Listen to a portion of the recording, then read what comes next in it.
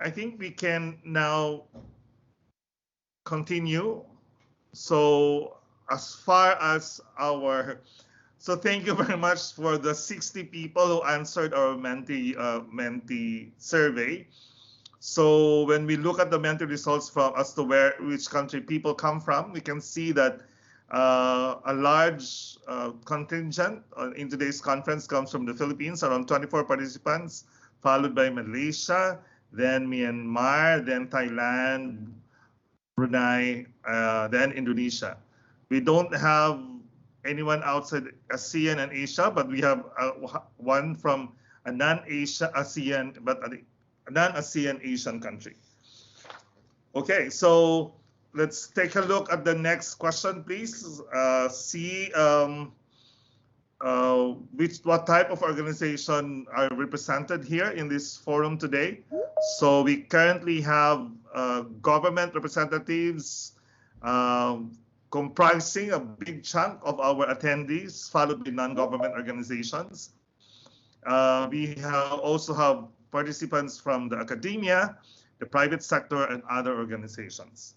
Finally, I asked the last question as to what is your primary expertise.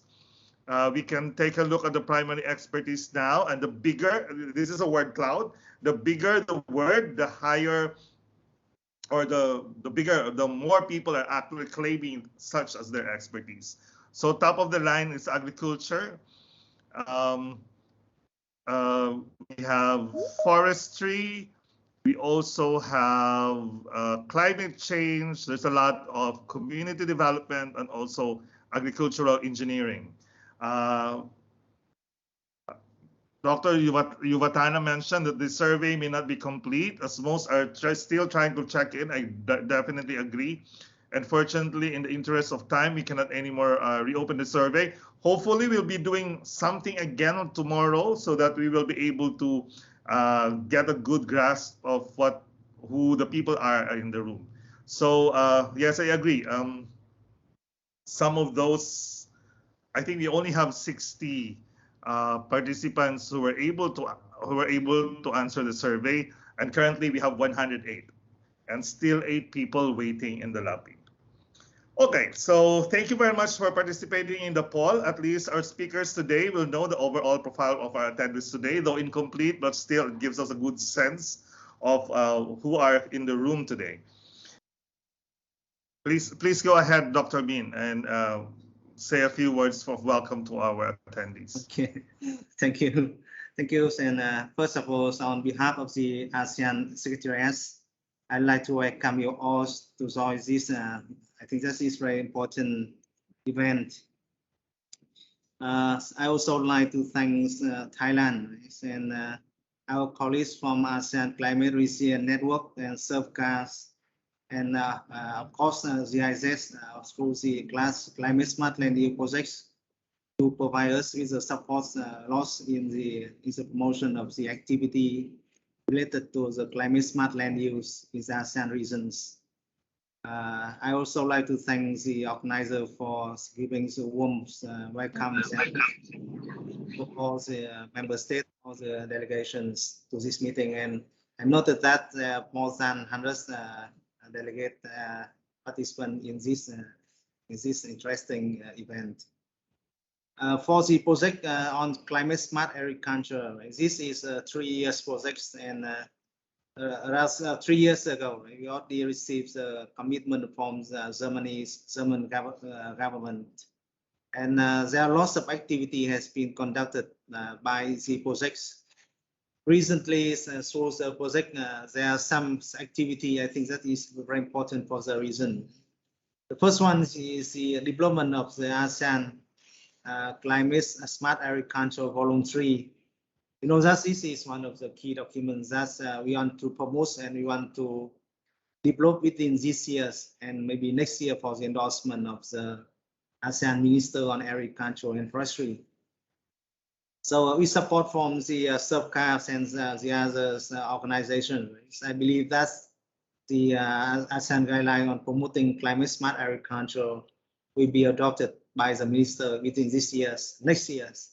And I hope that with all of you here, you also can provide comment our inputs to this document. The second document, I think that's also important for the reason, right? As the development of the ASEAN guideline on sustainable agriculture. There are lots of issues around sustainable agriculture, right? And I believe that we already have some ideas and views to be discussed. And I hope the draft version will be ready within this year. And next year, our plans is to circulate it to the relevant working groups for comment and input. And we also expected that the document, the ASEAN guideline on sustainable agriculture, will be also adopted by the minister. And I hope that climate smart land use activities and recommendation will be also the policies included in this ASEAN regional guidelines on the sustainable agriculture. The two documents, right, also be supported by the climate smart land use projects, and I also appreciate the support from CSS from the German government for this document. In this occasion, right, I also just wish to highlight some key points that the ASEAN Minister on Agriculture and Forestry already discussed in last October this year. And in the meeting, the minister also highlights some key priority for the region within this year and next year. Just yesterday, the Som Ahmad chairs of Indonesia already circulates a document or the letters to the Som Ahmad leaders. And we also highlight some key activities that as the chair of ASEAN Minister on Agriculture and Forestry, we focus on the following activity. The first, as I mentioned, the development of the ASEAN guideline on sustainable agriculture. Once the document is ready, we hope that the actuals or the concrete implementation of this document will be discussed by the member states. And at this point in time, we are now also discussing with some of our partners to implement, to prepare some project related to these important areas, that is sustainable agriculture. The second thing that I also think is important is to promote the natural-based solution, or the application of the natural-based solution, which I believe that's also related to the activity on the climate smart agriculture. At this point in time, we also conducting the studies on the natural-based solution in forestry sectors, and I hope that the project also can provide the project on climate smart land use also can provide us with some recommendation or policy discussion on how to promote the natural-based solution in the region. The third one I'd like to focus here is the circularity of agricultural sector, right? And you see that circularity is also one of the important what that we also want to focus at this point in time, right? We haven't identified any project related to the circularity in the agricultural sector, but through this discussion, right, through the workshop between today's, tomorrow's, and the day after tomorrow, it's in 3 days. I also believe that with your expertise and experience, you also can help us to identify the projects focused on circularity, focused on climate smart agriculture. And the final things, that's a recent discussion of the COP26. Lots of discussion has been raised by the member states around the topic of the low carbon emission in the agricultural sectors. And I also do hope that with your support, right, if all your knowledge and expertise, you also can give us some recommendation or discussion on how to reduce carbon emission in the food and agricultural sector. Of course, if we also can do it in the forestry sectors, I believe that this is one of the key or the main agendas to be discussed by ASEAN within this year and next years. In this occasion, right, I also like to acknowledge the support from ASEAN Climate Resilient Networks. I believe that this network is important for us to promote the coordination on the climate matters within ASEAN and between ASEAN and the partners, right? It's FAO, it's SEARCA, and it's others international organization. And I hope that through this network, some recommendation or policy advice will be also given to the member state. And in this occasion, I also like to acknowledge the support and the work conducted by ASEAN negotiating groups on agriculture under COP26. There are lots of discussion, right, on the coronavirus soil plans for agriculture. And I also know that there's a lot of discussions on the way forward of this work plan, soil work plan for agriculture under COP26. And so with this discussion today, right, I hope that all the participants also can give their views or ideas on how to move forward with this important agenda. For today's discussion, right, if you look at the programs and if you look at the conference objective, we try to focus on sharing experience from the ASEAN member state on multi-levels implementation of policies and government framework for climate smart strategy and practices in agriculture and forestry. We hope that with your participation, right, she also can help identify ways for engaging local communities and the marginalized groups in policy development and implementation for climate smart land use in the ASEAN regions. And we hope that we also can improve our understanding on the roles of the private sectors, of the private investment for climate smart solutions in agriculture and forestry, and how the government on ASEAN can mobilize through the enhanced enabling environments. In my view, I think that this is important, right? We talk a lot about the climate finance, private investment, but how to engage the private sectors to work with us on promoting the climate smart in agricultural sector is a question mark that we need to address, and we need to see how we can work with the private sectors.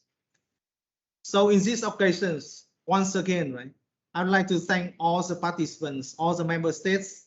I'd like also to thank Thailand's climate CI and ASEAN CI networks and relevant partners, GIZ and Climate Smart Land Use Project colleagues to organize these events, and I wish all of you good health and the events a great success. Again, thank you. Thank you very much, Dr. Min. Thank you very much also for being such a staunch advocate for climate smart agriculture in the region and also globally. Thank you also for gracing us with your presence and supporting this conference. So I think this time around, Mr. Surakiti will not be able to join us and deliver his welcome remarks. Mr. Surakiti, please go ahead and let's give Mr. Surakiti a big warm welcome. Thank you very much. Good afternoon. Honorable speakers and distinguished participants from the ASEAN member state and partner organizations. Warm greeting to everyone of you. First of all, I would like to apologize that the Director General of Department of Agriculture has an urgent engagement. Therefore, he assigned me to deliver opening remarks on his behalf.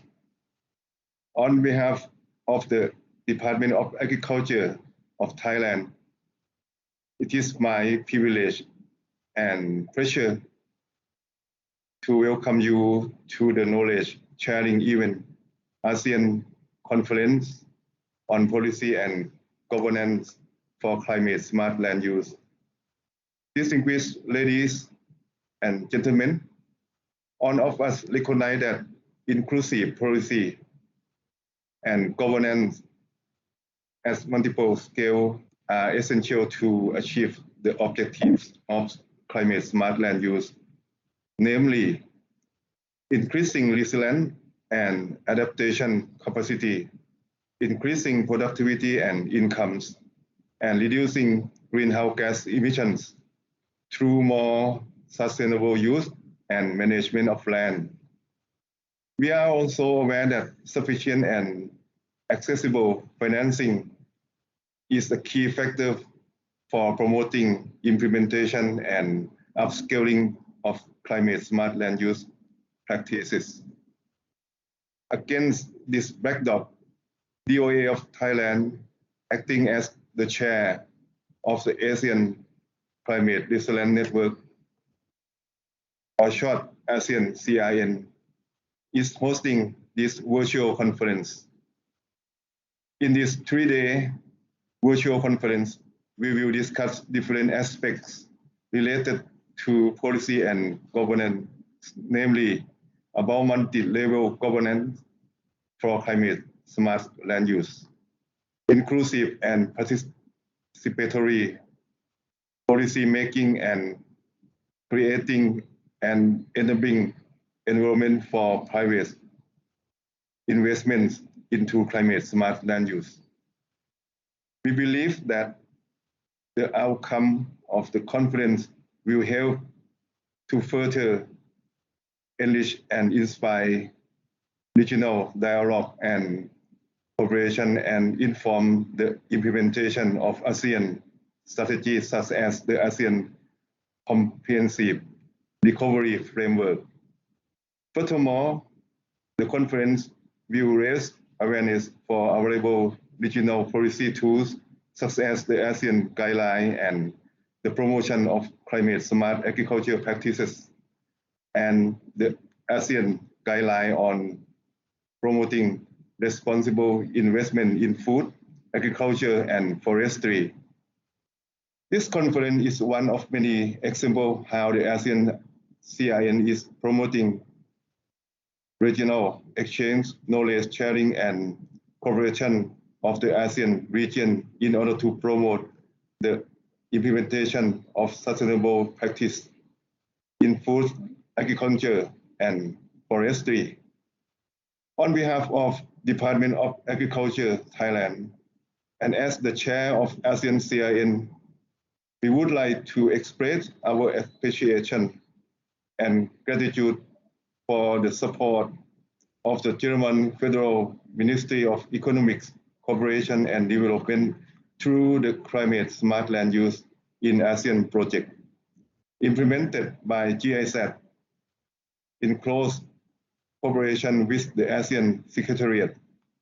We also thank to Southeast Asian Regional Center for Graduate Study and Research in Agriculture, or SEARCA, for its support in organizing the event, as well as all other partner organizations and speakers who are contributing with their expertise.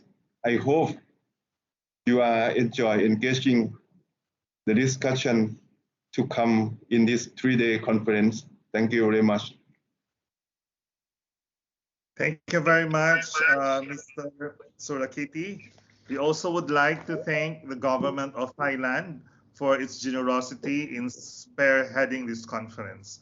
We always admire Thailand's leadership in promoting better environmental governance in this region. So, despite the many technical glitches that all of us has experienced as we started this conference, which I think is not much of a, it's not much of the of a, how do you call it, an error on the part of our organizing team, but much of an error on the part of the platform that we're using. Still, I would like to ask everyone if you are ready for 3 days of sharing and learning. Are we ready of 3 days of reflecting on the past and foreseeing the future, of helping shape, as what Dr. Min said a while ago, the region's policy and governance for climate smart land use? I hope that despite the glitches, we are all excited to do that. But before starting deep conversations on the topic, let me invite Hannah Ruther, Principal Advisor of GIZ Climate Smart Land Use Project, to tell us what is in store for us in the next 3 days. Over to you, Hannah. Yes, hello, good afternoon. Can you hear me? Can you hear me, Miko? Yes, we can, and please turn your mic. Okay, thanks. Okay, great. Thank you very much. And I'm very glad that you can hear and see me. I'm again, very sorry for the problems that we were encountering earlier today. Things are a little bit improving. I hope it will increase the level of stability, so please bear with us. And I just hope that Microsoft somewhere in the USA or wherever they are currently trying to fix the problem will do so very soon. So a very good afternoon from my side to all of you. It's a pleasure to meet you virtually. Obviously, in presence would have been better. That would have prevented problems such as we are facing right now. But nevertheless, I'm very happy to see you gathered here today. And I would like to introduce to you what this conference is about. As you have heard in the opening remarks by Mr. Srikul from the Department of Agriculture, Thailand, and by our moderator Miko, this conference forms part of ASEAN-CIN's long-standing engagement for promoting climate-smart practices in food, agriculture, and forestry. GIZ has been so lucky to be able to support ASEAN-CIN in this regard since the beginning, including in organizing this conference. This event has been designed to provide a platform to increase knowledge about strategies, policies, and governance frameworks for promoting the development, adoption, and upscaling of climate-smart land use practices at different levels in the ASEAN region. Specifically, the conference objectives are to share experiences from ASEAN member states on multi-level implementation of policies and governance framework for climate-smart practices and strategies in agriculture and forestry, to identify ways for engaging local communities and marginalized groups in policy development and implementation for climate-smart land use in the ASEAN region, and to understand the expected role of private investments for climate-smart solutions in agriculture and forestry, and how governments can mobilize them through enhanced enabling environments. The conference will last 3 half days, and during each day, we will spotlight another aspect of policy and governance for climate-smart land use. Today, we will discuss about multi-level governance. That means we will explore how decision makers and other relevant stakeholders from different levels of government and different policy fields co-decide and jointly promote implementation of climate-smart land use practices at various scales. Tomorrow, on day 2, the focus is on inclusive and participatory policymaking, and we will reflect about perspectives from different groups of stakeholders, the national and local government, women's and youth groups, and groups representing indigenous peoples. Throughout the whole conference, we ask our speakers to reflect about the financial dimension of promoting climate-smart practices. But on the final day, we will then specifically look into creating an enabling environment for private investments into climate-smart land use. And finally, on the same day, on the second part of the same day, we will then round off the conference with sessions that will bring all conference topics together and reflect on the main takeaways. On the first 2 days, so today and tomorrow, we will see inputs and discussions in the plenary and in parallel sessions. These parallel sessions are hosted by different partner organizations, so thanks to all of them for contributing to this conference. These parallel sessions will allow for a deep dive into specific examples, approaches, and methodologies related to the respective topic of the day, but more information about this later from Miko. So I wish you 3 engaging conference days full of interesting inputs and discussions and less disruptions. And with this, I hand back to Miko to give more updates how the conference is going to proceed. Thank you very much, Hannah, and thanks very much for that very brief yet comprehensive elaboration of what will be happening in the next 3 days. For those of you, like you, Hannah, I wish that there will be no more disruptions that will be happening. And hopefully all of the things that we will be doing from now on will be all smooth and hassle-free. Just to say very quickly that for those of you who are using social media where we are having this conference, you can tweet about this event and you can make use of the hashtag #ClimateSmartASEAN, one word, #ClimateSmartASEAN, with a capital C for climate, capital S for smart, and capitals, all caps for the acronym ASEAN. So let me just do more conference structure comments before I discuss the house rules of our conference. So each day we have scheduled 10-minute breaks. Today and tomorrow, this separates the plenary from the parallel sessions. So also after every parallel session, we will reconvene to hear what transpired from the parallel session reporters before we close the day. So that means, for example, that after the parallel session, we come back together to the main plenary room so that we can share what the parallel sessions have discussed about. So in the third day, there will be no more parallel sessions, as you can see here in this more extended program presentation. But that day, however, is structured as a two-part plenary. The first one focuses on the investments in climate-smart land use, and the other one as a reflection session, harvesting collective insights from what has been discussed during the conference, and at the same time anticipating what could be happening or what are the implications of these discussions in the future. So for days 2 and 3, we always start the day with a reflection session on what transpired in the previous day, using the notes from our able documenters and also including the illustrations produced by our visual documenter, which I will introduce in a little bit. So to make our experience in this conference productive and meaningful, I have a few suggestions to make in terms of our conference rules. So the first is we will always start on time and aim to end on time. Unfortunately, today we are already 30 minutes late in terms of our starting time, primarily because of the technical glitches. So we'll try as much as possible to keep a little bit of time towards the end to ensure that we're able to cover everything that we're supposed to discuss during the day. So to be able to realize the objectives of the conference, we request everyone to please attend and participate in the plenary and in your chosen parallel sessions. The success of this conference depends on everyone's attentive and intentional participation. Third, ensure that you have registered for your chosen parallel session. If you were not able to do this for today, you will be assigned directly by our technical team. For tomorrow's parallel session, send an email to secretariat@asean-crn.org or moc.mojib.giset.de if you have not yet selected the session you would like to attend. So for those who are still in the lobby, I know somebody made a comment a while ago. They are being accepted, but pulling them back into the session just takes a little bit of time. Just as what happened to Hannah when Hannah actually attempted to go out of the session. Okay, so we will do a picture taking every day. So picture taking will happen every day at identified time slots. If you don't want yourself to be photographed, just please turn your camera off. And microphones are muted by default, not anymore this time, I think. But please use the chat box to ask questions or make comments to the presentations at designated times for Q&A.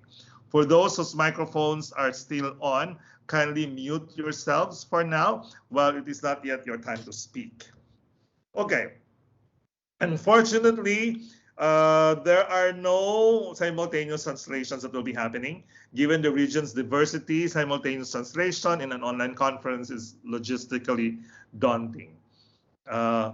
All presentations of speakers will be provided to you after the conference. We will all send these resources to your registered email address.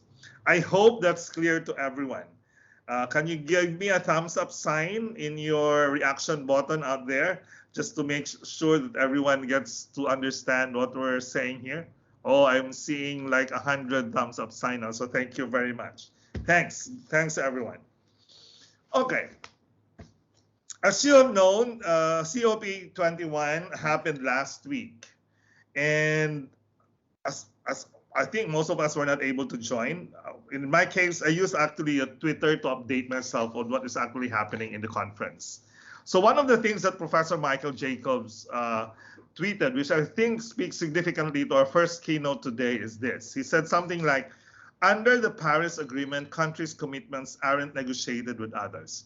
They are made in nationally determined contributions. The clue is in the name. Every country decides its own actions, and this creates a problem. According to him, if you total out all the commitments that have been made, the aspirations will not actually be the same as what the countries have committed altogether. So that tweet actually signifies the all-important agenda of the time, which is one, climate change, and two, the role of governance. In this case, national, regional, and global governance to meet environmental goals. We are fortunate today that we have with us the Head of Partnerships and Outreach of the CGR Research Program on Climate Change, Agriculture, and Food Security, Mr. Danush Dinesh, to speak about the importance of climate-smart land use and the role of governance. As Head of Partnerships and Outreach, Danush, I hope you don't mind me calling you, leads the cross-cutting learning platform on partnerships and capacity for scaling climate-smart agriculture, and the CCAF's Program Management Unit Office at the Wageningen University and Research.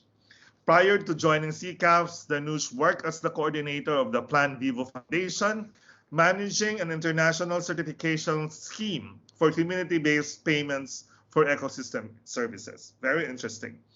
His previous work experience includes roles within the private sector, in non-government organizations, in the UN system, and in countries like China, India, Thailand, and the UK. He has worked on a range of issues, including forestry, environmental policy, climate change adaptation and advocacy at the national, regional, and global levels. So we don't have any other good speaker for this first thematic of the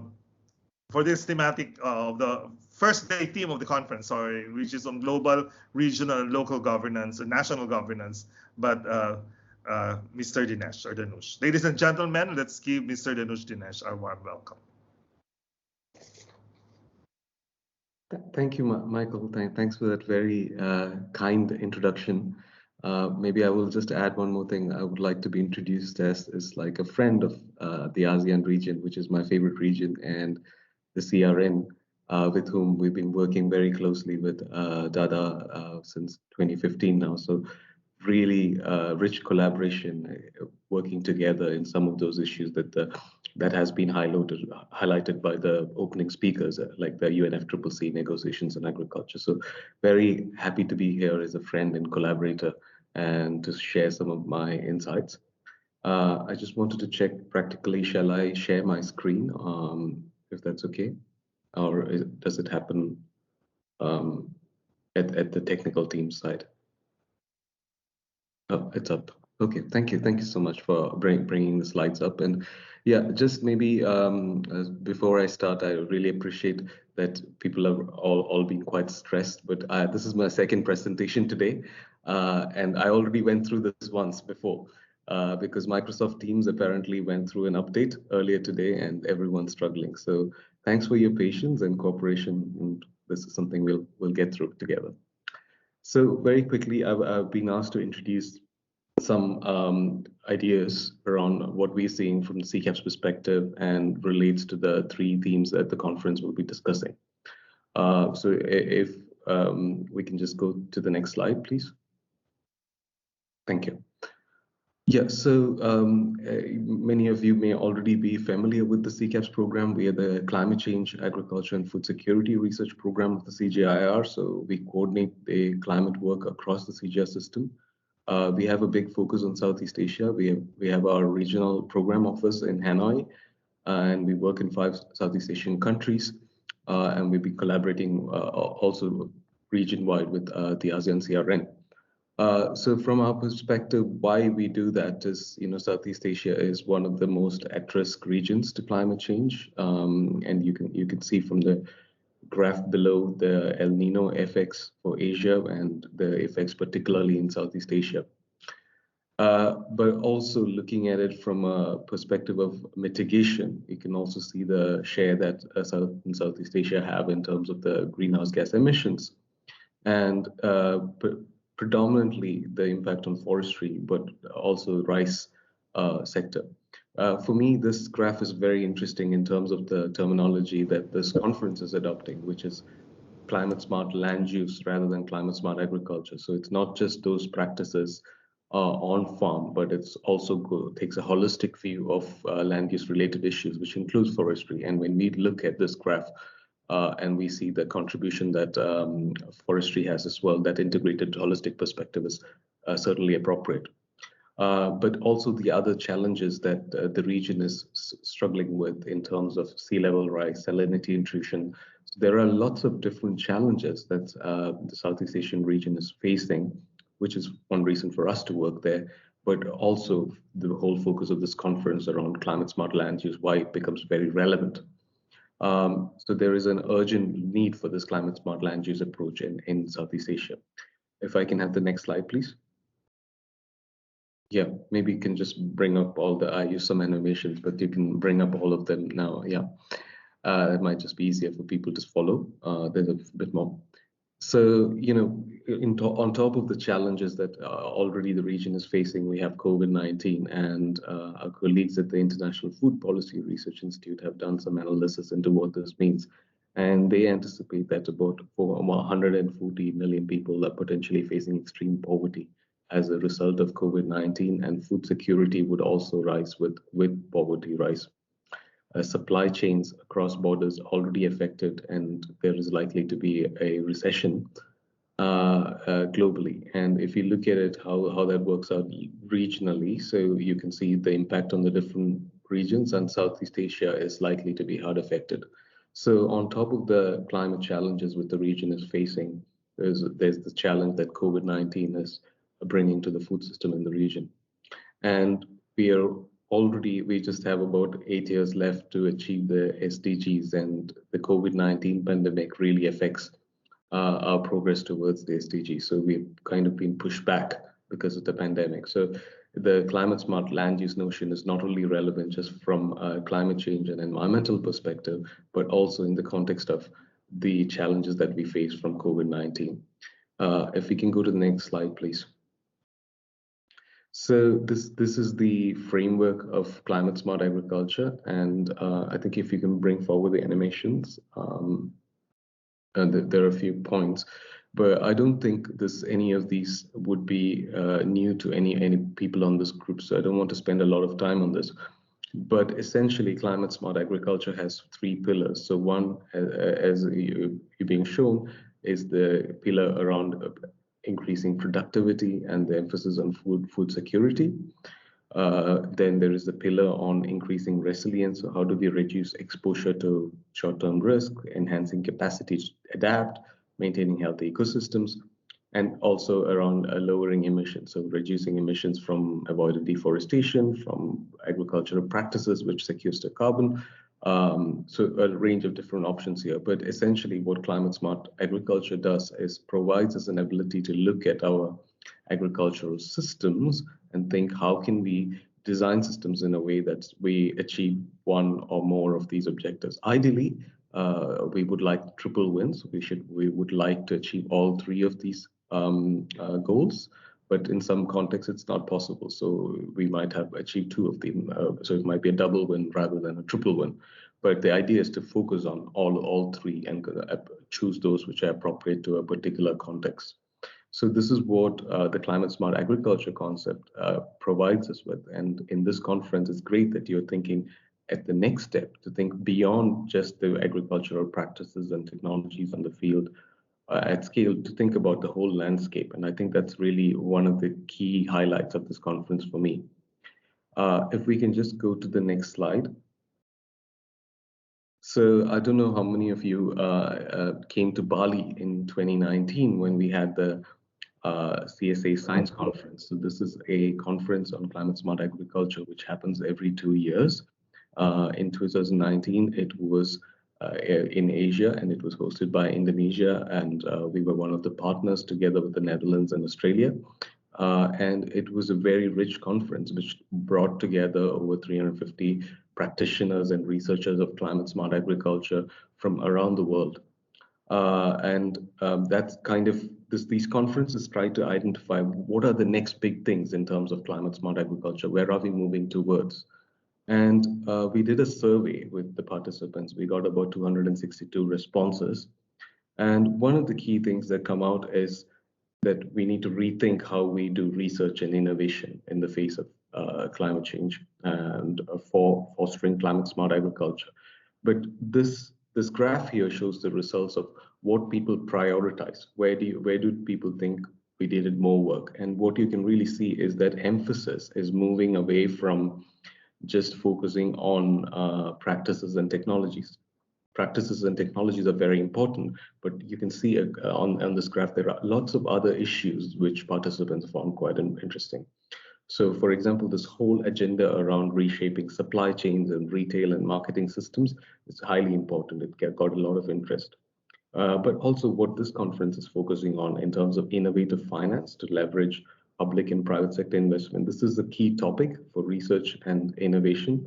Similarly, the topic on policy came out, and you have a second topic on participatory policy making. So that came out quite strongly in the conference.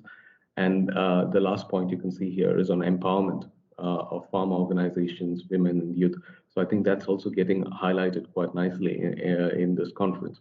So what I'm trying to say here is that the thinking around climate smart agriculture is changing, and that focus is more on systemic issues, some of the priorities around finance, governance, policy that you are discussing in the conference. It's also reflected in the literature. So it's really nice that you're connecting what's happening globally in terms of this research to see how that can be applied at the Southeast Asian region level. So I just wanted to point out that this is in the right direction.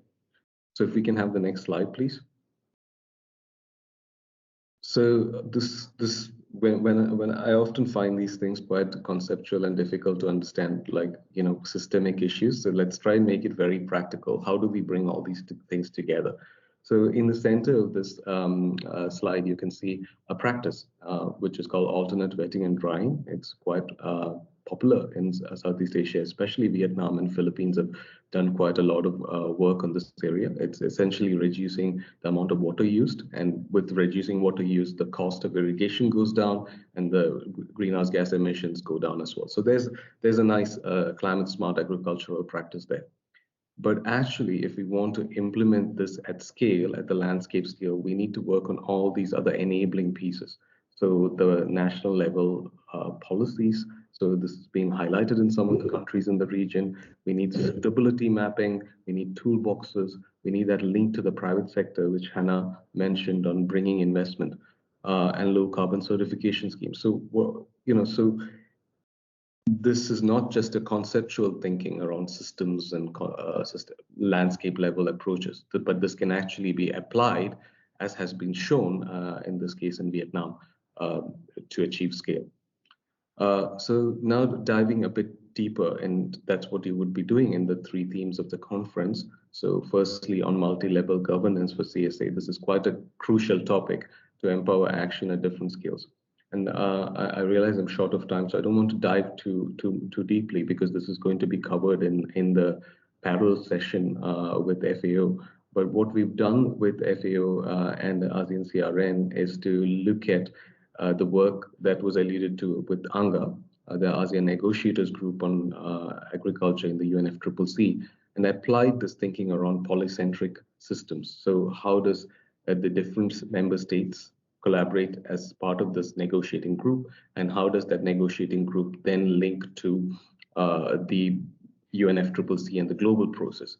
And the insights were really compelling. So there was certainly a lot of value in investing in developing this regional network and the regional coordination group, which really articulated the ASEAN voice in the global fora and really set the agenda. I can certainly say that some of the key lock-ins in the negotiations were broken by the ASEAN negotiators. So empowering action at different scales within the ASEAN landscape has had an impact at the global level. And we can analyze this in a polycentric perspective. And please do come to the parallel session where this will be explained in further detail. But the multi-level governance for CSA is quite crucial, and I can see the practical application of that as well. If we can just move to the next slide, please.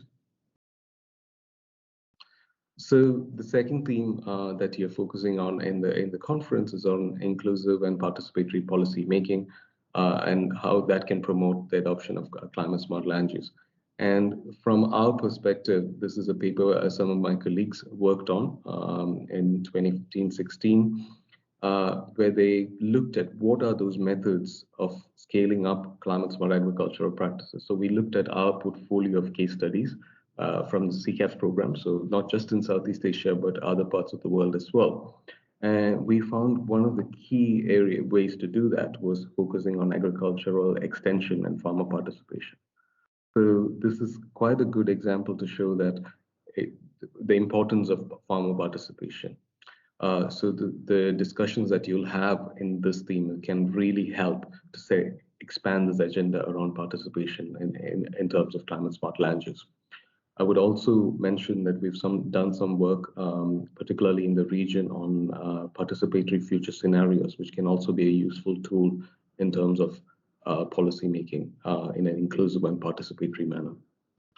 If we can just move to the next slide.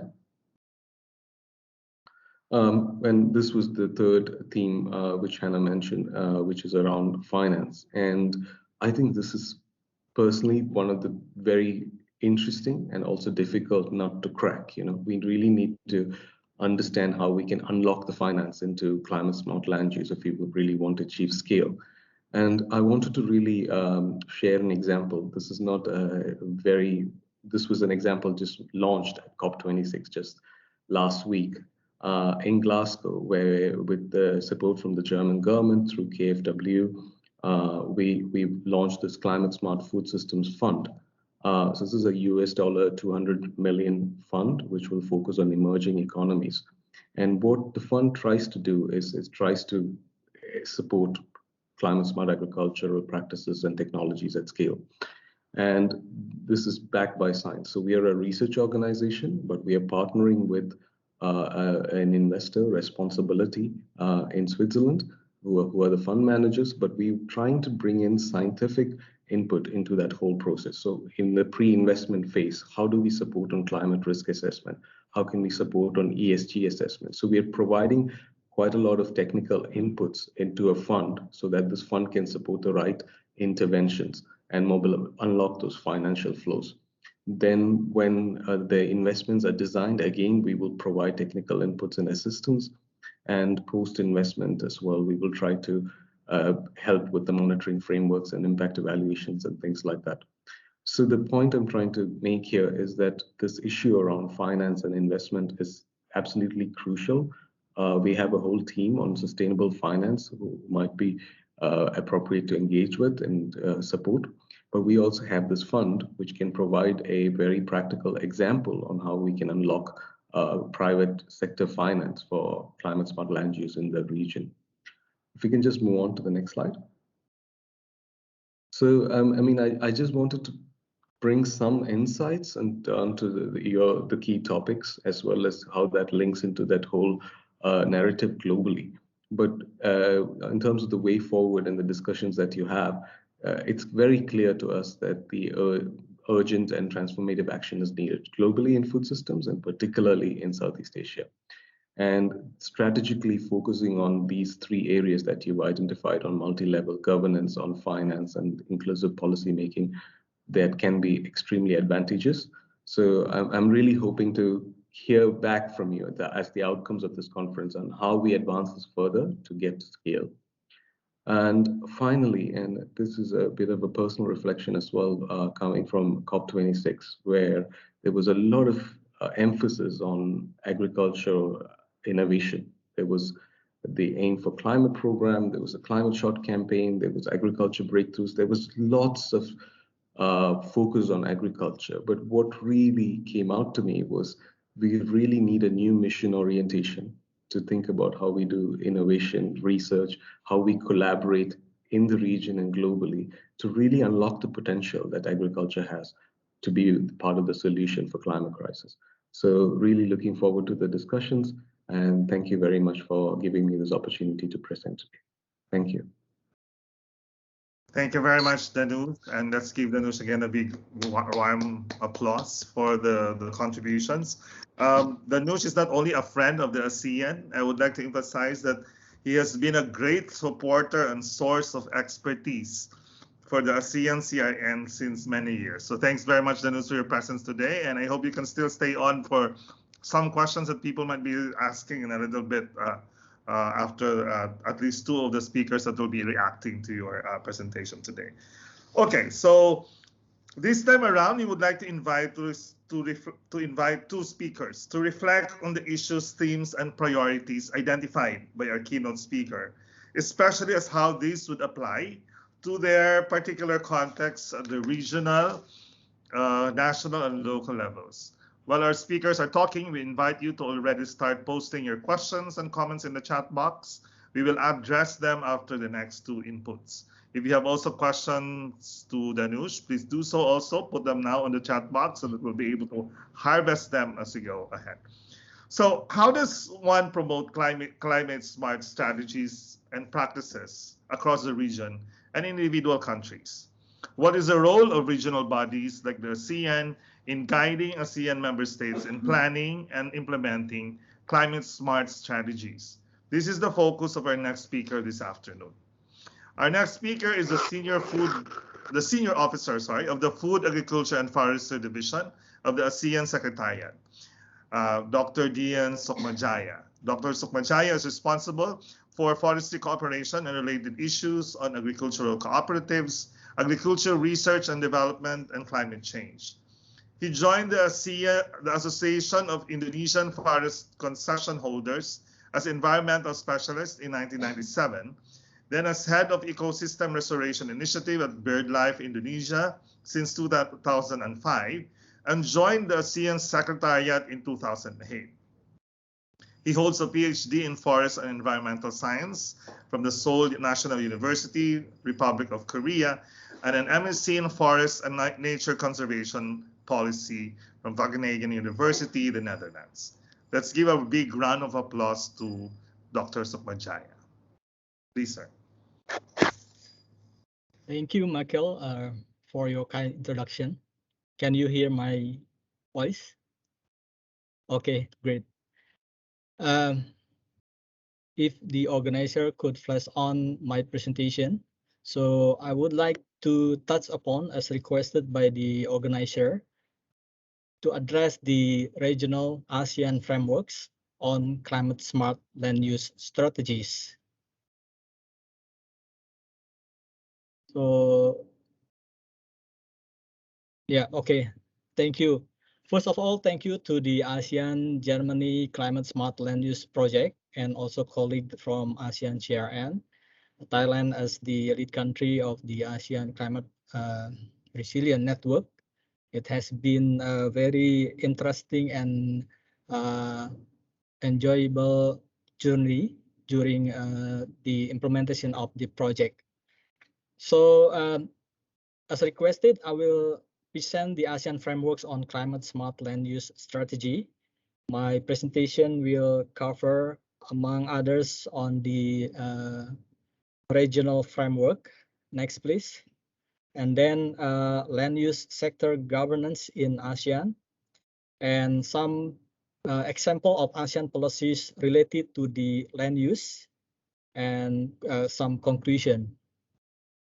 Next, please. On the regional framework, as you may be aware, the global governance COP26 just concluded with several decisions related to the agriculture and forestry. And I think we found a big momentum for agriculture and forestry sector to contribute to the significant role to the global commitment. At the regional level, as you may be aware, the ASEAN leader has committed to address and focusing on climate change issues, since the region is very vulnerable based on the study done by ADB in 2006. Therefore, the climate change has been addressed in several blueprints. I just would like to emphasize on the ASEAN Economic Blueprint. There are several measures and elements under this blueprint that address the need to increase resilience to climate change and natural disasters, as well as promoting sustainable forest management. On the ASEAN Socio-Cultural Community Blueprint, the leaders also emphasize on the need for ASEAN to have a more resilient community with enhanced capacity and capability to adapt and respond to social and vulnerabilities, disasters, climate change, as well as emerging threat and challenge. And just recently, during the COP26, the ASEAN also submitted the ASEAN Joint Statement on climate change to the COP26 of the UNFCCC. I just would like to highlight here, of course, there is also new development on Corinthian joint work on agriculture, but I would like to also emphasize under the forestry sector, there is one statement that lead to the need for ASEAN to enhance collaboration and also strengthen cooperation among different sectors, which is promoting sustainable management of forests, including through implementation of UNFCCC decision, role of conservation, sustainable management of forests, and enhancement of forest carbon stock, as well as enhancing biodiversity conservation, protection, and restoration of forest, terrestrial, coastal, and marine ecosystem.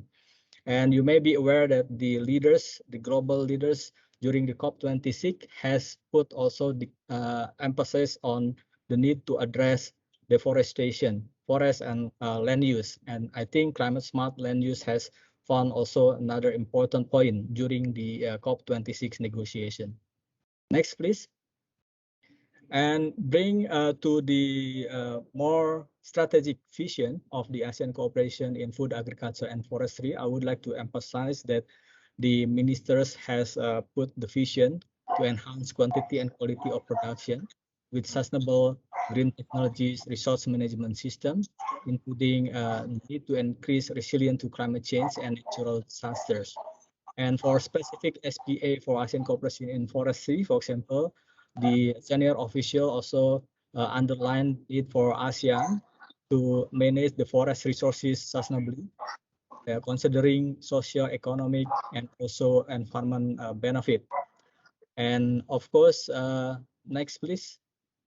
I would like to also introduce to our distinguished participant some existing regional platform relevant to land use sectors that are very important to bring together in discussing the climate smart land use. And throughout the implementation of the project, we have been managed to invite the working groups, the focal point of respective working group to participate in some activities. In under the senior official on agriculture and forestry, there are several working groups, namely ASEAN Working Group on Forest Climate Change, Forest Management, Social Forestry, and ASEAN Working Group on COP with different mandate. But for the climate change issue, they have very similar mandate, more or less to enhance resilience and also try to explore and engage their role in terms of the carbonization effort and also the try to link nature solution in their respective sectors. The other working group, next please, is working group on fisheries, livestock, and then agriculture resource on development, of which wherein the ASEAN Climate Resilient Network has significant support to this ASEAN Technical Working Group on Agriculture Research and Development, and as well as the ASEAN Negotiation Group at the UNFCCC, ANGA, that already mentioned by several speakers earlier. And then at the regional level, we have also one important steering committee. Before it was ad hoc steering committee, but now following the guidance from the senior official, the ASEAN member state agree to have permanent steering committee on climate change and food security, wherein all working group that I mentioned earlier could coordinate, exchange best practices, activities related to the climate change adaptation and mitigation in their respective sector during the steering committee meeting. And the steering committee has a significant role to provide some guidance and also try to complement to the work of the working group in addressing the climate change adaptation and mitigation. And last but not least, I would like to also mention the importance of our colleague from Working Group on Climate Change, which is under the purview of ASEAN Senior Official on Environment, under different pillar, which is ASEAN Socio-Cultural Economy pillars. ASEAN socio-cultural pillars. Next, please. Throughout the years, ASEAN has developed several regional policy tools for the ASEAN member state as a reference. I just mentioned several. The first is ASEAN Regional Guideline for Promoting Climate Smart Agriculture Practices, Volume 1 and 2, wherein the ASEAN CRN has a room in this guideline to promote climate smart agriculture. And thank again to Climate Smart Land Use Project for supporting this initiative. And we are developing new ASEAN Regional Guideline for Promoting Climate Smart Agriculture, Volume 3, which I hope that it will be more practical and also have kind of clear, concrete implementation plan to guide ASEAN member state to promote CSA in the region. And then we have ASEAN Guideline for Agroforestry Development. Why agroforestry? I think we are trying to optimize the use of the land between the agriculture practices and also forestry in terms of we are trying to enhance livelihood and empower community living and surrounding the forest. And then I just would like to also mention the ASEAN Guideline on Promoting Responsible Investment in Food, Agriculture and Forestry that aim to promote investment in food, agriculture and forestry that contribute to regional economic development, to food and nutrition security, as well as to the food safety and environment for natural resources. Next, please. And then just touch upon on the ASEAN CNI for sustainable management of tropical forests under forestry. And we have also AMAF approach to gender mainstreaming in food, agriculture and sectors, as well as the guideline on promoting responsible investment I mentioned earlier. Next, please. We received question how to effectively put the regional policy or tool into the implementation at the ground. First, I just would like to share that the first come to first is we need to ensure ownership by ASEAN member state. How to ensure ownership? Of course, through intensive dialogue, since at this initial stage when the policy or the activities being developed. So the development of the policy tools or initiative project should be based on the need of ASEAN member state.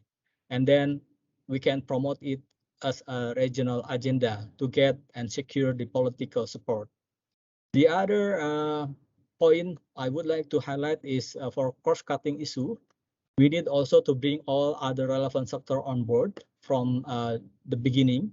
I mentioned earlier on steering committee on climate change, food, agriculture and forestry toward food security. We bring also not only working group under our purview, but also some RDPE, Asean, and the other sectoral working group that address climate change in the region. The third is put sectoral body as a subject instead of an object. So we need to put ASEAN member state authority to make decision which policy they need at this point and how they could implement it later on. And of course, ensuring participatory of all ASEAN member states to secure that the activities initiative have been considered, approved by the ASEAN member state. And then there should be also monitoring implementation through exchange and regular reporting during annual meeting. This also will act as a learning process for the ASEAN member state to learn from each other and share best practices. The other point I would like to highlight is effective, efficient resource mobilization. There are many resources to support the activities measures under the ASEAN cooperation, but we need to steer and direct for more effective resource mobilization. And then, of course, need a champion for specific regional policy and goals. Next, please. With that, I would like to share also some thoughts. The regional cooperation has a significant role in bridging the need from the global governance international agreement into the national level and implementation at the ground. And I think we need to see this and try to improve and strengthen the ASEAN to play more role in facilitating the implementation of international agreement at the national level. We have several examples, as I mentioned, and then enhancing effectiveness of multi-level governance on climate change. There are COP26 at the international level, but somehow we need to put all together what are the priority of the regional, and then we are trying to support ASEAN member state to identify the role of its stakeholders and also to measures at regional level what are the focus and more relevant and benefit for the national level. And then, of course, promote thematic approach. I think previous speaker also touched upon on this. Thematic approach is very important as it will identify also the need of the ASEAN member state, and participative approach and adaptive management. Next, please. So before I conclude, I would like to highlight some future regional focus area. The first is already mentioned also by Dr. Min. ASEAN try to promote mainstream nature-based solution in sectors under agriculture and forestry to support solution for climate action, and then promote decarbonization effort through enhancing best practices in forestry sector and agriculture, facilitate scaling up REDD+ implementation, enhance private sector engagement in various activities in adaptation and mitigation of climate change, as also mentioned under this Article 6 of the Paris Agreement. And of course, further enhance forest governance and agriculture governance to strengthen partnership, confidence, and attract forest and agriculture carbon financing. Thank you, Michael, and thank you, distinguished participants, for your kind attention. Back to you. Thank you very much, Dr. Sukmajaya. It is very inspiring to hear that there are many initiatives, policies, frameworks, platforms at the regional level to promote and realize climate-smart land use in the region. I hope ASEAN member states here present will be actively involved in these processes. Now, with the policies and guidance discussed by Dr. Sukmajaya, how have ASEAN member states responded to this challenge? Our next speaker will give an example of how a country can promote climate-smart practices in agriculture and forestry, focusing on the experience made with the social forestry's contribution to climate resilience through agroforestry. So our next speaker is Dr. Bangbang Supriyanto, who is the Director General of Social Forestry and Environmental Partnership in the Ministry of Environment and Forestry of the Republic of Indonesia. Prior to this, he served as Head of Planning Bureau, Director of Research and Development for Social Economic Forest Policy and Climate Change Center, a Director of Utilization of Environmental Services of Conservation and Protected Forest, and Head of Gunung Halimun Salak National Park. Dr. Supriyanto has a PhD in Management of Land and Forestry and a master's degree in Forest Policy and Planning from the University of Ghent in Belgium, and a bachelor's degree in forestry from the Bogor Agricultural University, Indonesia. Let's all welcome Dr. Supriyanto for his contribution. Contribution to the climate resilience through agroforestry. So next, please. So social forestry is part of agrarian reform. Belum. Okay, thank you, moderator. Okay, can you hear me? Okay, thank you, moderator. Ladies and gentlemen, today I would like to share to you, of course, the insightful of implementation of social forestry implementation in Indonesia and its contribution to the climate resilience through agroforestry. So, social forestry is part of the agrarian reform.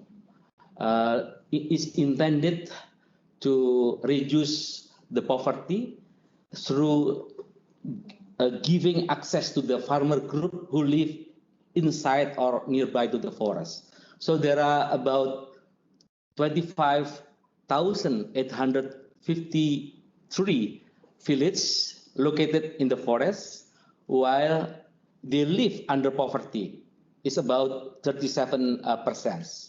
So many illegal logging and also forest fire happen because of the awareness of the community is still low. And the most important things, the reason why the agrarian reform of the social forestry conducted by the government is because of, the land benefit mostly to the private in the past. So about 96% under concession, but 4% is belong to the community. So the social forestry is intended, like a permit given to the farmer group to manage the sustainable forest management of the state forests by the farmer group or indigenous people under 5 scheme, especially to increase their income by managing of the forest through sustainable forest management principle. And then this program is supported by the economic equity program by, giving like empowerment program by the farmer extension, especially when they are making of the forest management, how to strengthen the institutional setup, and then how to create the forest management unit, and also how to create the community business unit. And the last but not the least is, how to link with the access to the capital and the investment. So there are 4 values of the social forestry in Indonesia. The one is about the forest utilization, and the second is about the forest protection and the conservation, and then community participation, and the fourth is about development of the forest. So by having this program, of course, there are so many benefits: job creation, regional economic development, and then poverty reduction and decreasing of the legal and forest fire, and then also reducing of the community of the conflict. Next, please. So permit of the social forestry is given for 35 years and then managed by the farmer group, and it can be extended at least 2 times. And then the people, of course, making like a business plan or a forest management unit. In principle, there are 2. The one is about, because Indonesia have 120 million hectares of forest, and then 27 million hectares under conservation forest, and then 28 million hectares under protection forest, and the rest 64 million hectares under production forest. So the business model for the protection and conservation forest in principle is, how to reduce the emission from the deforestation and degradation forest. And we promote what we call as non-timber forest product and ecotourism. While in the production forest, we are allowing the cutting of the trees by principle of the sustainable principle by the community through what we call as timber certification through agroforestry, of course. Next, please. And then there are 3 pillars of the success of the social forestry. The one is about the social institutional setup. The second is forest management, and the third is the community-based business. I will highlight especially for the forest management unit.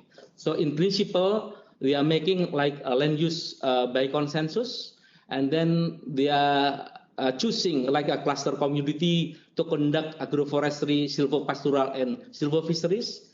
And then at a certain time, 5 years, we evaluate the implementation of the agroforestry.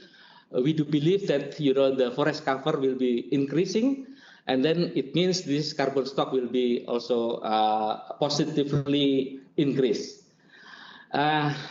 so that the social forestry can ensure about the climate resilience and also about the food security. Next, please. So we have the target is about 12.7 million hectares, but at the moment, almost 5 million hectares already distributed to the farmer group. Next, please. So in principle, one permit should make like business plan, and then they choose like a cluster commodity, what we call here as establishment of social forestry business group. So maybe for example like agroforestry with choosing of the fast growing species of sengon, and under sengon they can planting like a corn or rice or soybean. This is like a business plan. So at the moment we have almost 8,077 business group. Next, please. So by calculating, the potential of the indicating area of social forestry, so at least we are going to contribute about 10% of the national determined contribution for the reduction of the emission. So you know already that Indonesia, voluntary, we set the target of 29% with voluntary, and with international support, this is 41%. So at least in forestry and agroforestry will contribute about 17% of it. So we do believe by having agrarian reform of the social forestry and with economic equity, at least 10% our contribution for the LULUCF Indonesia. Next, please. So how to enhance the social forestry in Indonesia? So there are two questions. The one is about, how to speed up the distribution of the access. So we had the target. Our target is 12.7 million hectares, but at the moment we already distributed about 5 million hectares. So we have homework of 7 million hectares more. Yeah. So this is for the first question. And the second thing is, how to enhance, how to empower the farmer group in order to, the social forester can perform about the key and indicator can be gained in the future. So this is about public-people partnership. At the moment, we have the cooperation, not only interministerial, headquarter with the provincial level, but also with the private, especially in terms of the offtake, and then how to support the capital from the national bank, like like a BRE and so many national bank to give like a credit to the farmer group. Next, please. So our evaluation after 5 years of the agrarian reform of the social forestry, this is conducted by Kata Data, like a survey, a 5-year performance, especially in the year of 2020, November. Yeah. So they are saying that, the business model for the social forestry mostly for the non-timber forest product. And then the timber product is about the second rank, and the third is about seed, and the fourth is about ecotourism. And the most important about how to transform the social energy become ecological and economy to to implement the sustainable forest management, mostly influenced by what we call as facilitator. Yeah, facilitator is very important. This is about 62%. And then after 5 years, according to this survey, the income, about more than 50% increased 2 times. Next, please. Social forestry, because the government already gives the trust to the people, and the people, gain the benefit from the forest. Of course, there is like a social energy. So that so many illegal things not happen in the landscape area of social forestry. Maybe, for example, about more than 90% the illegal logging is not happen over there. Also about the forest fire, tenurial conflict, and also timber thief not happen in that area. In conclusion, the impact of the social forestry, they do agree that the social forestry will give like a community is getting more cohesive or unified, and also the economic of the community around of the social forestry has improved. Last but not least, social forestry provide field business work for the surrounding community, including outside of the business group member. Next, please. So I will give you one of the example in the grassroots about the implementation of the social forestry. We also adopt the new concept of the integrated area development program, which enable the multi-stakeholder processes to improve the economic development in the region. The concept itself, we are trying to expand from the one permit become more permit. So this is about representing of the landscape management. And then the second is about the source of the fund. It can be from the cross-sectoral institution, private sector, and international support. And the third, this is about integrated business area based on the local product, agro-industries, and the multiple business plan can with the environmental conservation by applying agroforestry, agro-silvophisheries, and environmental service can be adopted. And the third, international market oriented. Next, please. This is one of the example in Lumajang in East Java.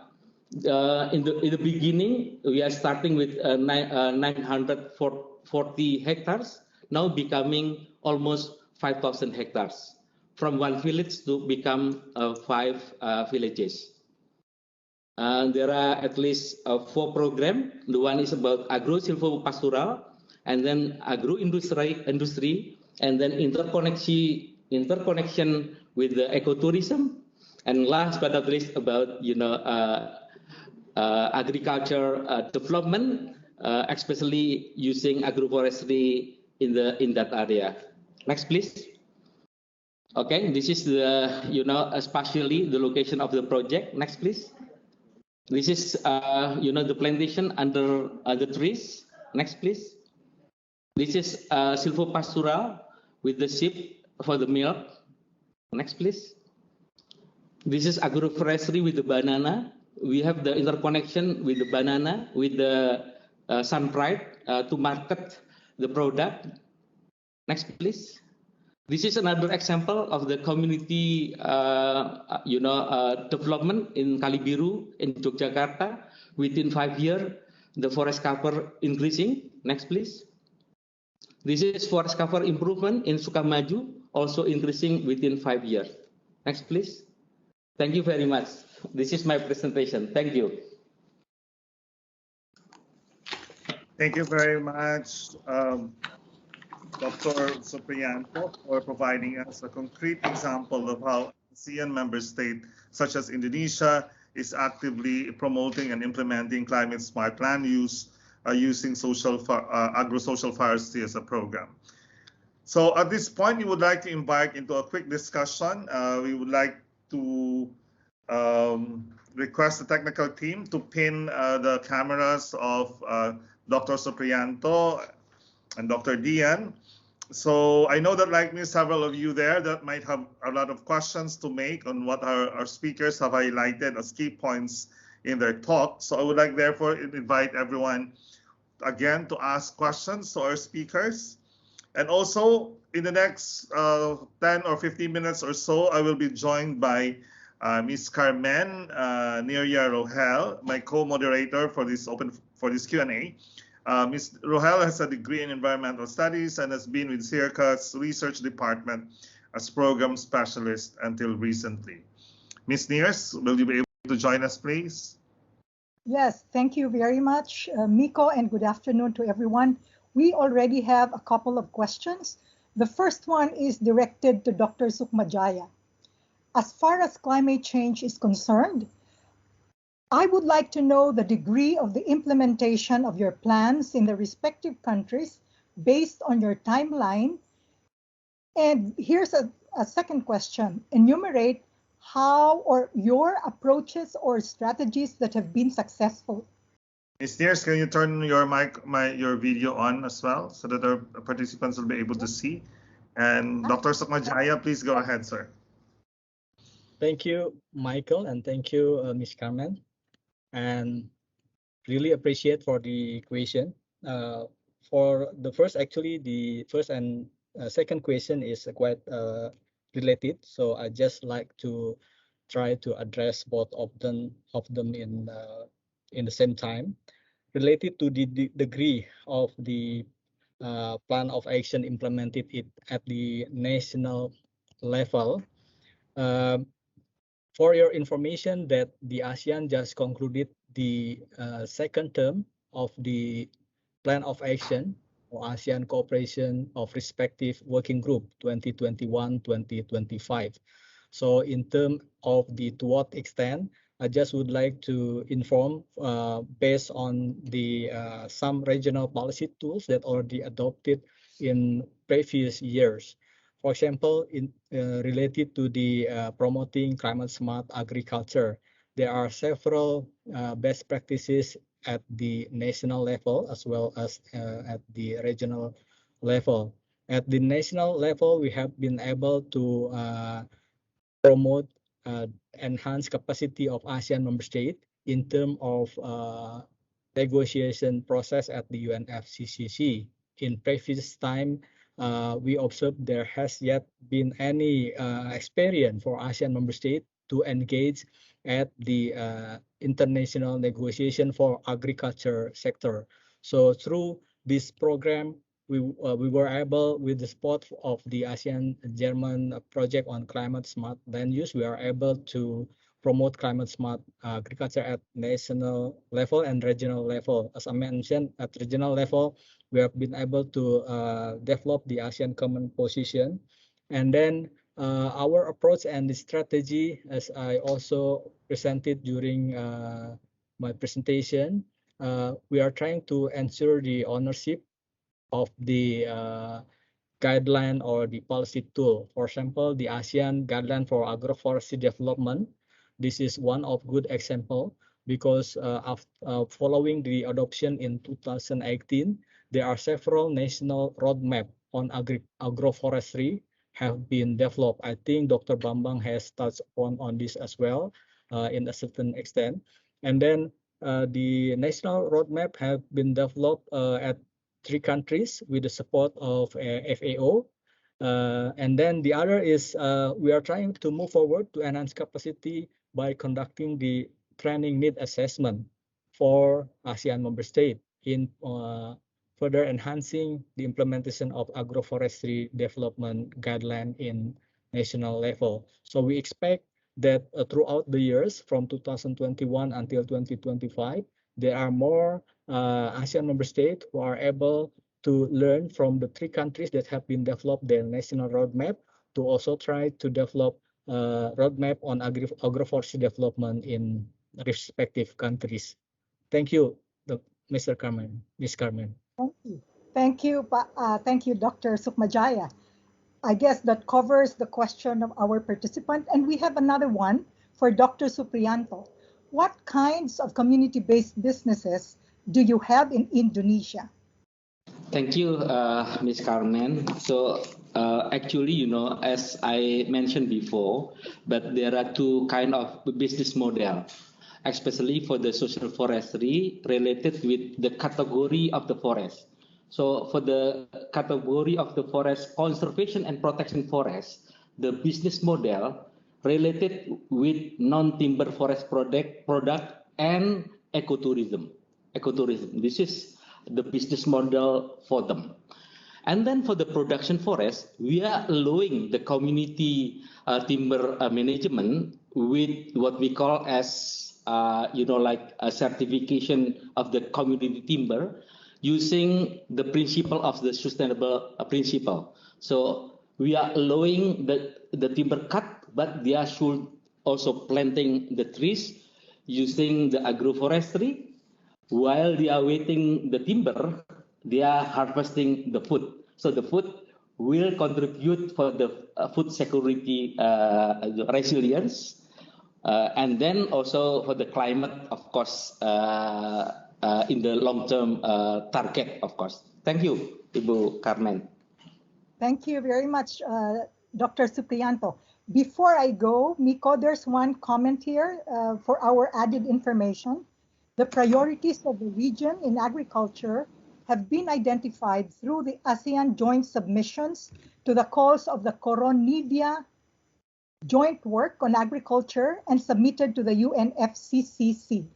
At COP26, the ASEAN Negotiating Group for Agriculture, or ANGA, agreed with the calls for actionable items already identified in KJWA and for the COP report to urge financial bodies to prioritize these identified items. So, oh, there's another one. I'm sorry if I'm the last. It's from another partner. It is directly actually for Dr. Sukmajaya. Thank you for the informative presentation. Beginning 2022, Asia DRA will be implementing the policy advocacy component of the farmers' organization Research Innovations to promote agroecology. We hope that we can connect this with the new ASEAN guidelines on sustainable agriculture. You ended by asking for champions that will support ASEAN in rolling out regional guidelines.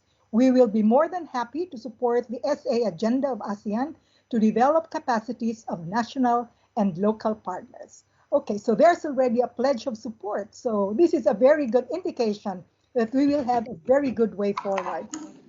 Asia DRA. That's my side. That's indeed true, Ms. Neers. One of the positive results coming out from this conference. Dr. Sukmajaya already has a supporter right away after his presentation. I will just have one more question, at least to both speakers. And I would like you to ask this as the last question for this round. So from your point of view, what is a key barrier in implementing climate policy priorities across different levels of governance? For Dr. Sukmajaya, from nations or states up to the regional level, and probably for Dr. Supriyanto, from from village to municipality or city level or province level up to the national level. What do you think are the barriers for implementing climate policy priorities? And with these barriers, can you also tell us what are the ways do you think these barriers can be overcome? Okay. Who would like to start? Dr. Sukmajaya or Dr. Supriyanto? I would like to offer my senior, Dr. Bambang. Okay, thank you. Thank you, Pak Sukmajaya. Actually, so many barriers, for the climate priorities to conduct reduction emission in the country. Of course, we have national and subnational. National is the country, and subnational is provinces. Yeah. So we have 34 provinces. So as we understand that, our NDC here is, there are 4 components. The one is about LULUCF, land use, land cover change, and then from the transportation, from waste, and from the industry. So at least what I said before, 29% of the target, 17% from the forestry and agroforestry. This is what I mentioned.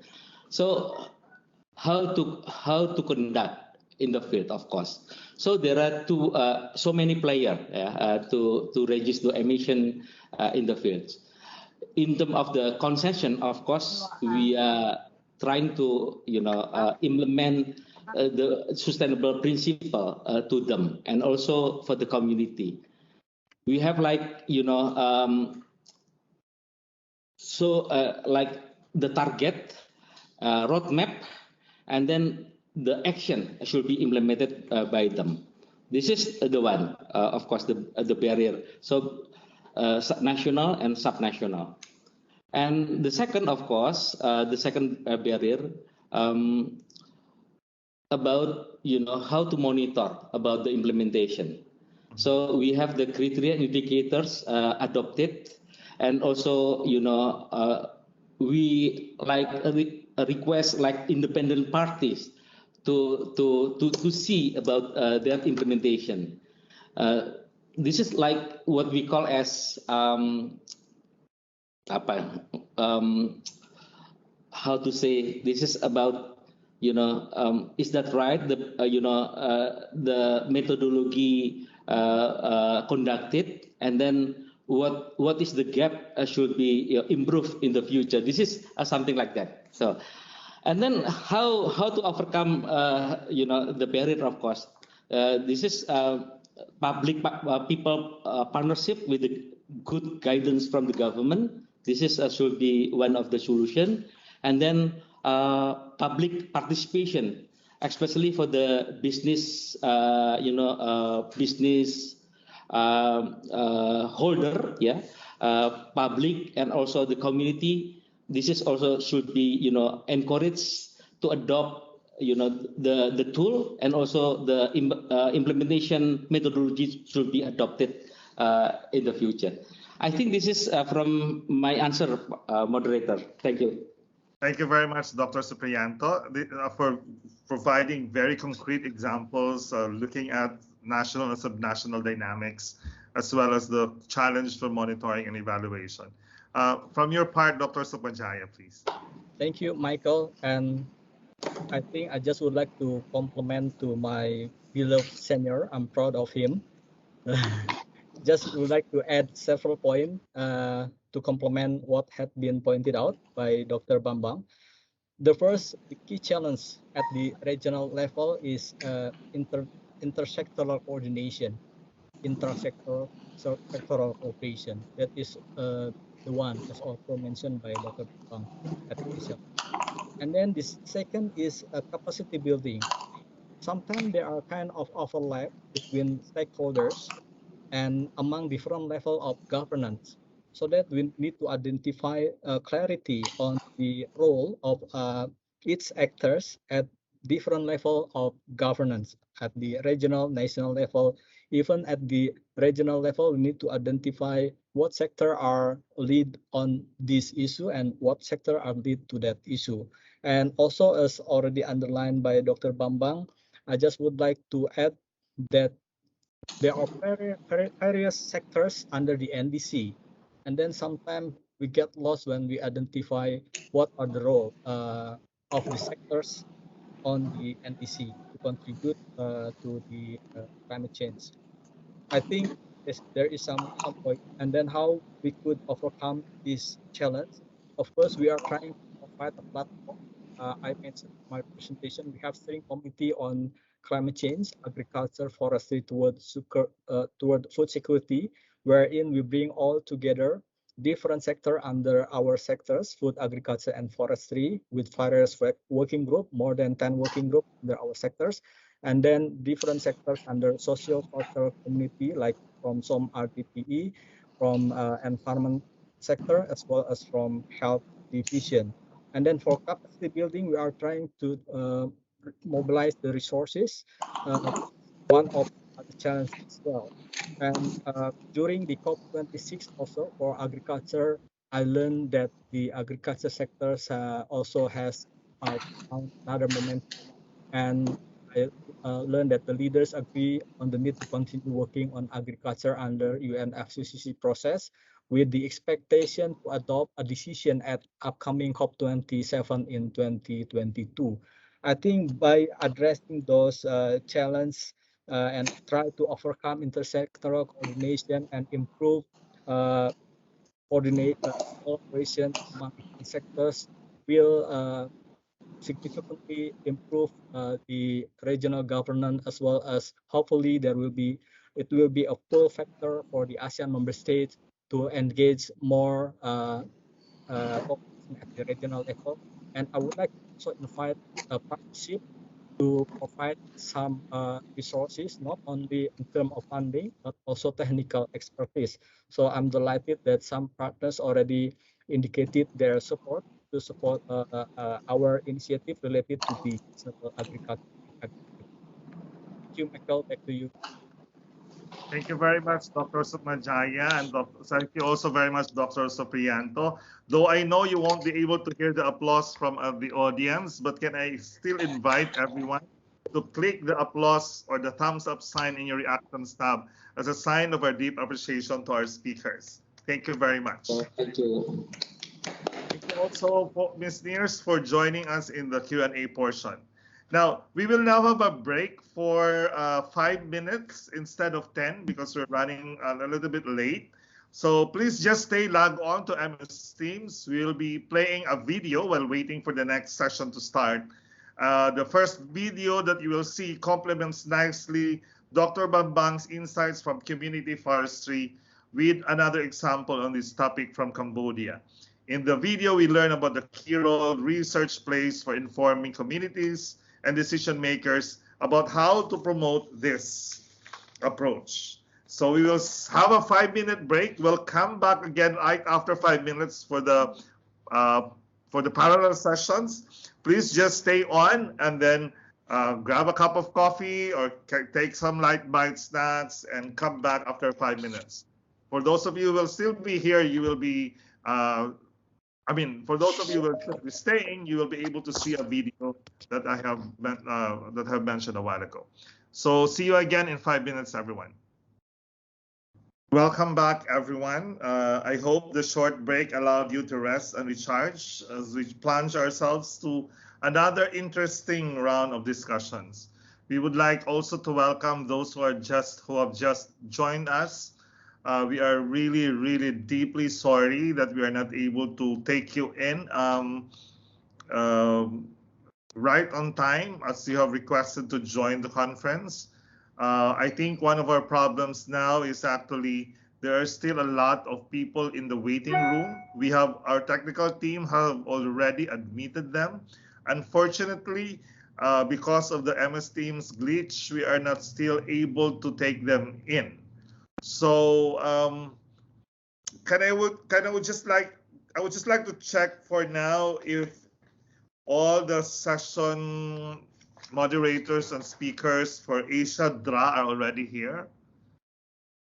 Can somebody just sound off, unmute your microphone, and say whether all your speakers and also your facilitators and moderators for your session are already here? You're not anymore waiting for somebody from outside?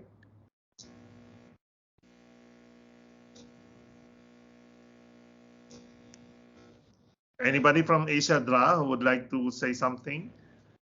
Is everyone from your parallel session already here? Yes.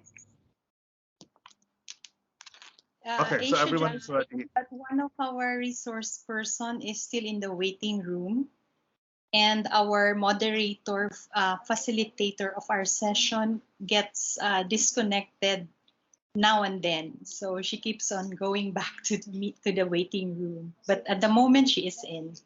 Thank you. Okay, thanks very much. How about the parallel session A moderators from FAO? Are all of your speakers here, or some of them are already in the wait? Some of them are still in the waiting room. One of our panelists is still waiting to be let in.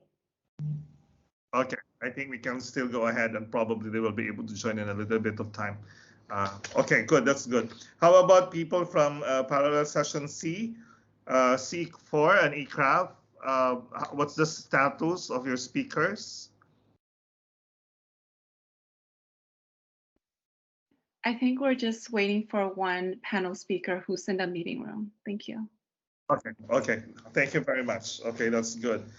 Okay, so in the next hour or so, we will be dividing the plenary into 3 parallel sessions. As you may recall, you were asked to choose a parallel session that you want to attend for the first 2 days of the conference. If you're not able to do so, our technical team has already assigned you to a session automatically. Now, we have 3 offerings for the parallel session, which have been prepared for you by different partner organizations. Parallel session A is about climate governance and agriculture in Southeast Asia, learnings from polycentric approach through the works of Asean CRN, which will be hosted by FAO. Parallel session B is about territorial development approach to climate smart land use, which is hosted by Asia. And parallel session C, putting policy into action, accelerating achievements of the ASEAN guidelines for agroforestry development, to be hosted by C4, or is hosted by C4 and ICRAF. So in the next 3 minutes, you will now be transferred to your parallel sessions, and we will be seeing each other again in an hour or so. So please just remain on the call. The technical team will automatically transfer you to your chosen parallel session. They will also transfer you back to the conference plenary room as soon as the parallel sessions are over. So you don't have to do anything, just stay put. You will be transferred directly to your chosen parallel session, and when the parallel sessions are done, you will be brought back to the plenary by the technical team. So you don't need to do anything. Okay, so I wish you a fruitful and productive discussion in your parallel sessions, and hopefully no technical glitches happening in there. Fingers crossed, and we hope for a productive discussion, and also looking forward to your reports after the parallel sessions. Thank you.